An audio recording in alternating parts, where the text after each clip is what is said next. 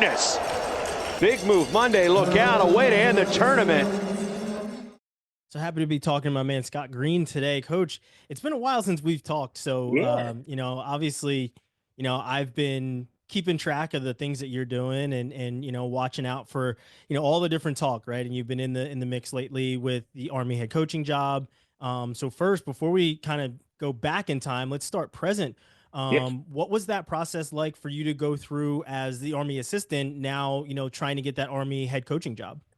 Yeah, it was interesting. I thought that it was really, when I got back into the college game a few years ago, I really was thrilled to be an assistant, an associate head coach. And I always said, just like when I was thinking about leaving SEM, there were a few jobs that I would be interested in at the Division I level. And I think the same thing could be said to be true about a head coaching job. I have had other opportunities before this one came open, and really decided to stay at Army. Liked what I'm doing there. And so when Coach Ward let us know that he was leaving, it was something that I was excited to apply for. Things didn't break my way, but we got a great candidate coming in, someone that I'm very familiar with. So we're excited about the future and the growth of America's team still. Yeah, and you mentioned, being on a college coaching staff and then going back to high school with Sam. What was it that made you want to get back to coaching college guys?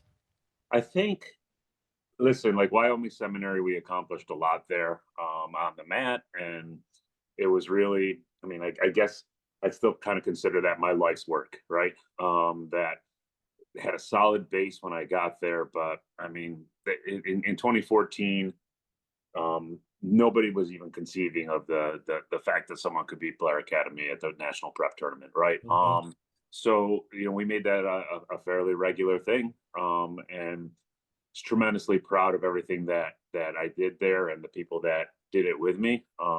But the reality is my kids were older. My daughter was in college. My son was going to be a senior in high school. I had looked at and turned down other college opportunities before because I believed in the education that they were getting at Wyoming Seminary. But when the West Point opportunity came open again, and I talked to Coach Ward, just felt like I'd done everything that I could do at Wyoming Seminary. Kingston, Pennsylvania wasn't where my wife and I saw ourselves, for the next 10 or 12 years in terms of, being kids being out of in college. So Mhm. it really kind of just worked out that Army was the place to be. And I was thrilled to move on.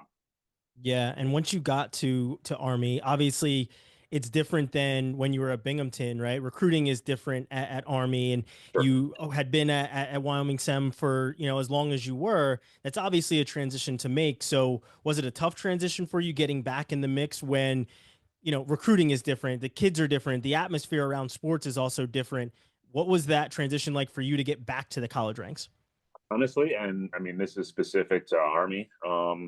But man, it was a lot easier when I Mhm. got back into the college game to recruit. Because remember, when you're recruiting to a high priced school like Wyoming Seminary, you're convincing kids to spend a significant amount of money on high school when the option is free, right? Like, hey, come here, leave your family at 14 or 15 years old, live in a boarding school, and pay money to do it, where you could just wrestle for your local public high school and be just fine, or go to a parochial school right around the corner and be just fine.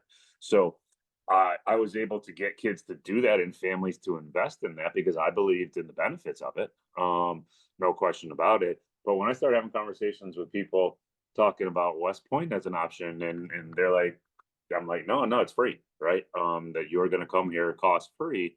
I was like, I felt a little liberated, right? I wasn't like, hey, we're going to wait to see what the financial aid comes back at, or yeah, it's definitely worth $40,000 a year for ninth grade. I was like, hey, you're coming here, and it's cost free. But then, like that is the kind of like the flip quick way to kind of think about it, because every place that you're recruiting has challenges, and things about it that are unique. So the transition, I liked it. I enjoyed not I enjoyed recruiting kids, and athletes, maybe a little bit over family, which was a challenge. You just see the moms in high school, like, oh my God, my 14-year-old kid's going to live in a dorm, half a country away.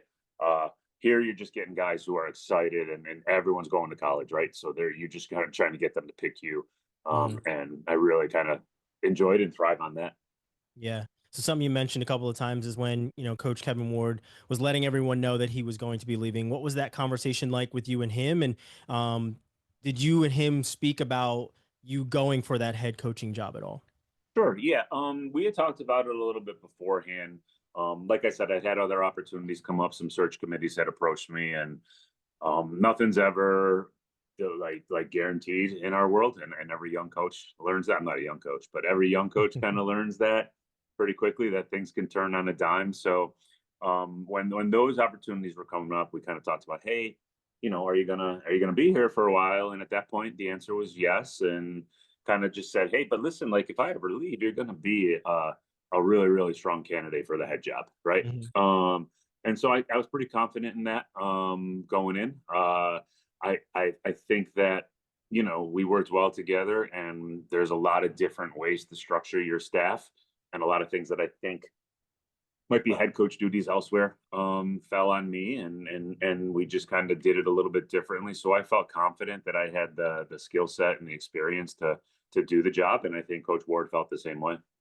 Yeah, and how would you explain Coach Ward's impact, right? You were obviously there with him for a couple of years. It wasn't like it was a one-time thing and he was gone. You were Mhm. around him for a good bit, right? How would you Yeah, explain his impact at Army? Because, let's face it, Army wasn't getting as much traction, and then Kevin Ward has really put in the time, and you put in the time, obviously. But what was his impact like on the team as you watched not just him grow, but the team grow and continue to gain that confidence and get into the rankings and get more guys to go into the NCAA tournament? I think like Coach Ward has a can-do attitude, and you need that at a service academy. Because if you get hung up on some of the obstacles that our guys face, or some of the obstacles that you're recruiting against, you're gonna fail pretty quickly, right? If you're like, oh, we can't do this, we can't do that, and he's always trying to find a way to yes, right? Mhm. So I said that before that I had the luxury while I was at SEM to really kind of curate my searches, and I knew Coach Ward from him coming up and recruiting guys way before we started talking about jobs. So I felt like, hey, this guy's going to bring like a winning attitude to West Point.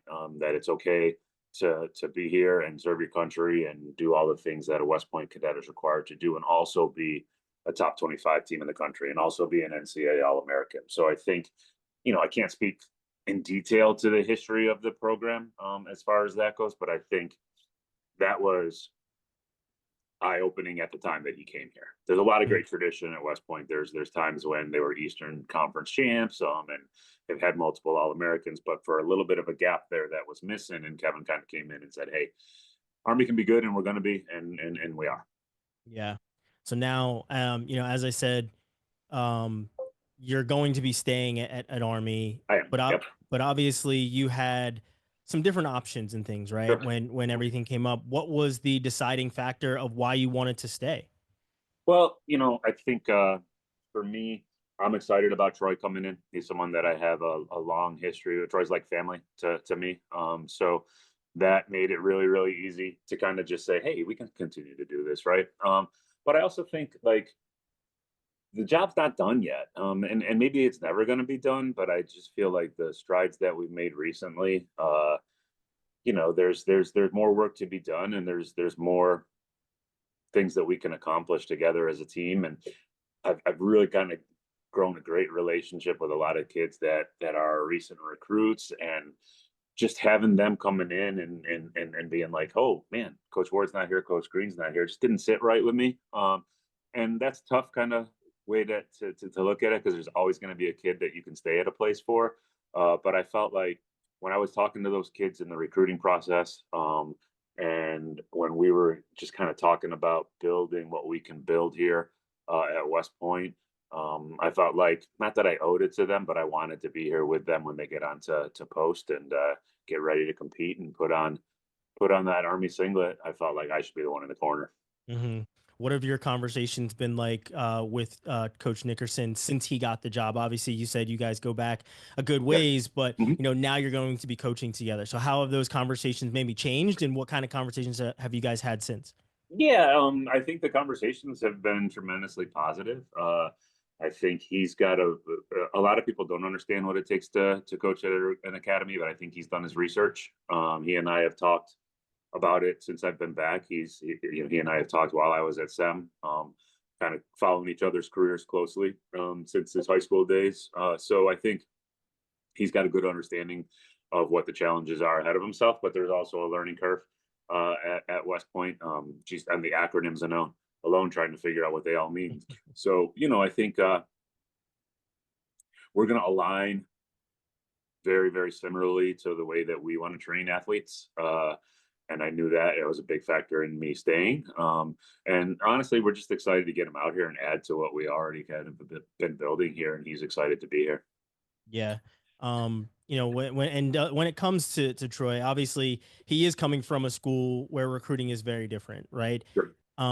Has he picked your brain at all? You talked about the acronyms and things like that. Has he picked your brain at all about recruiting for a service academy? And also for people that don't know, what is it like to recruit for a service academy? You gave us a little peek behind the curtain of the financial aspect of it, but is it anything like coaching at Binghamton or coaching for him at Northern Colorado, where that recruiting aspect is very different? Yes and no. So like I think Troy said the other day, he's like, I really haven't had to worry about a kid's GPA in a long time. And I think that there's obviously some admission standards here. Mhm. And there's obviously, we're one of the few schools that still requires the SAT or the ACT. There's some physical things that can get in the way. So there's some obstacles. But I think our philosophy since I've got here is to say, like, I mean, I was probably guilty of this when I was in high school too, of calling up Kevin or Joel or Sam when they were the coaches over at Air Force and Navy and saying, "Oh, I got the perfect kid for you." He's disciplined, he's hardworking, and I'm always like, "Well, is he good at wrestling?" Because that's who we want too. Mhm. We have a room full. We could have a room full of the hardest working kids in their high school rooms, but if they can't compete, can't wrestle at this level, we're no good, right? So one of the things that we've always said is, listen, you didn't have to grow up wanting to come to a service academy. Almost every kid on our roster found Army, and then Army's been good to them, right? So it's a challenge to get kids to see it, and it's a challenge we get. Geez, even June 15th, a couple kids, hey, I wouldn't be interested in that route. And I'm like, well, tell me what you know about it. You gotta constantly through branding and conversation and being everywhere, let kids know, pull that curtain back a little bit and say, this is what it's really like here. It's maybe not what you think. It's maybe not some of the myths that you've heard. And so a huge part of recruiting at a service academy is getting past those and getting into the real conversations about what West Point is, what you can do in those 5 years of service, while you're serving your country to pay back that full ride from the preeminent leadership institution in the world. What are some of the things that you think are you going to be marching to class? Are you up at 6 o'clock in the morning running through the field? None of that stuff happens, right? So we got to really educate kids as to what the reality of West Point is, while still keeping them grounded in the fact that you're taking a different path.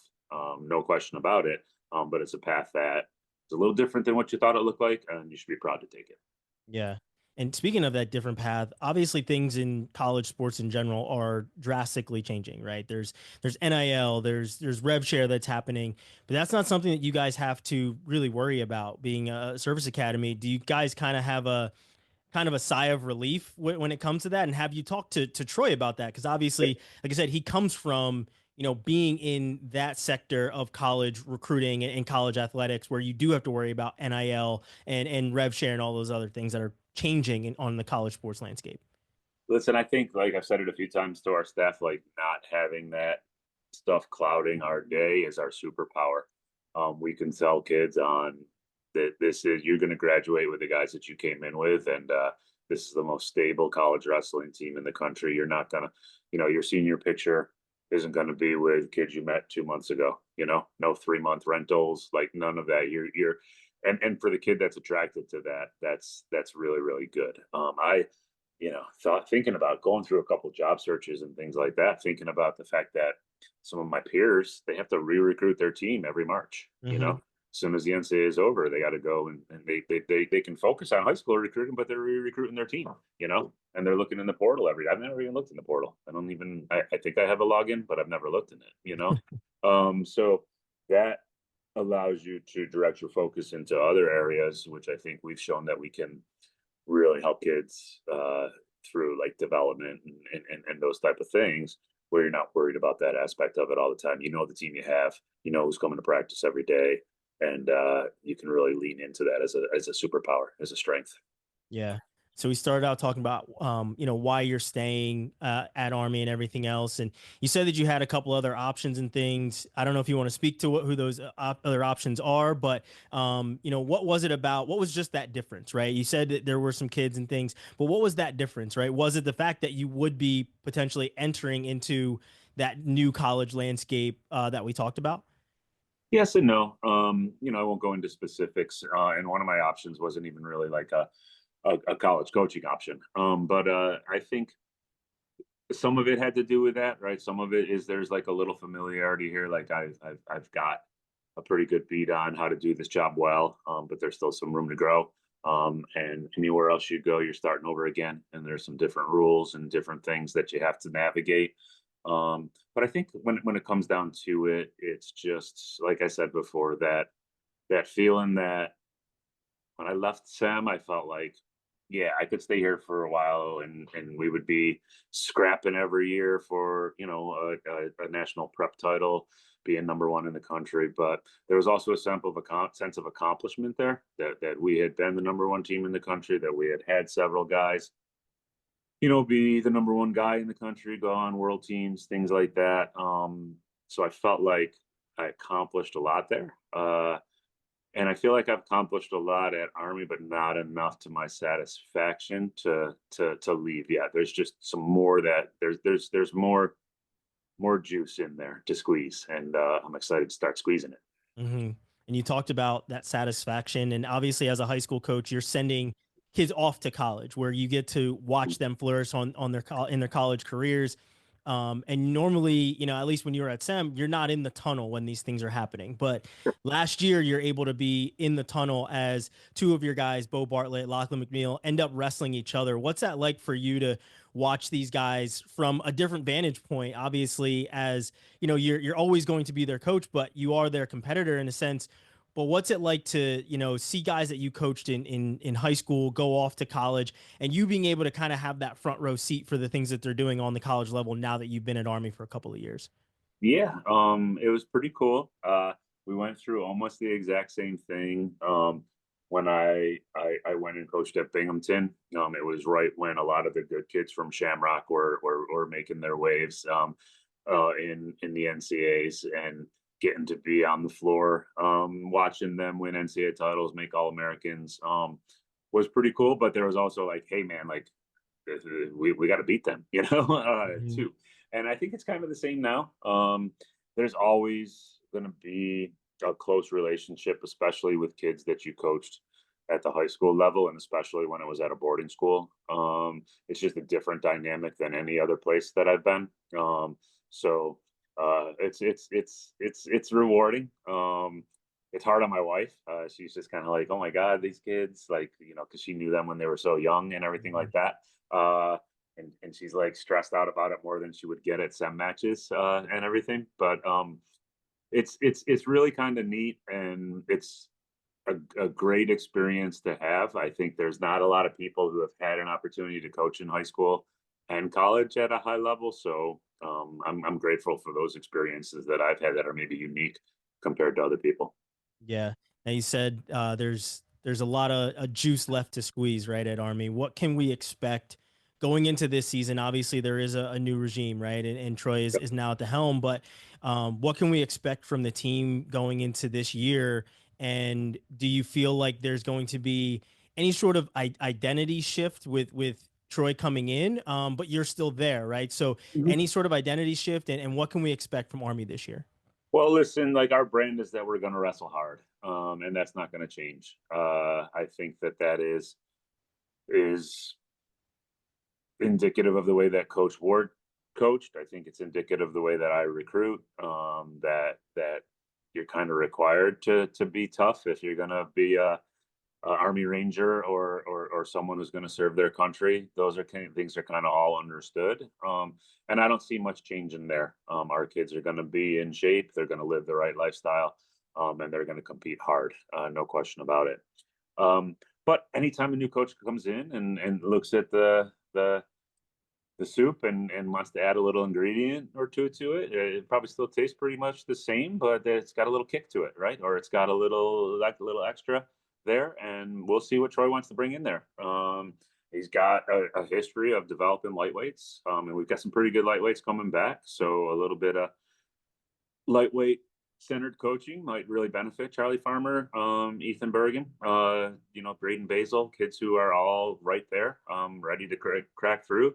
And I think that we've got veterans, we've got guys who, but like really what you can expect from this year is that same hard-nosed, team-centric wrestling that we've done since I've been here, probably since Coach Ward was here as well. These guys love each other, and we're going to win a lot of dual meets that people might look at it and say, hey, man, they're probably not going to win that, right?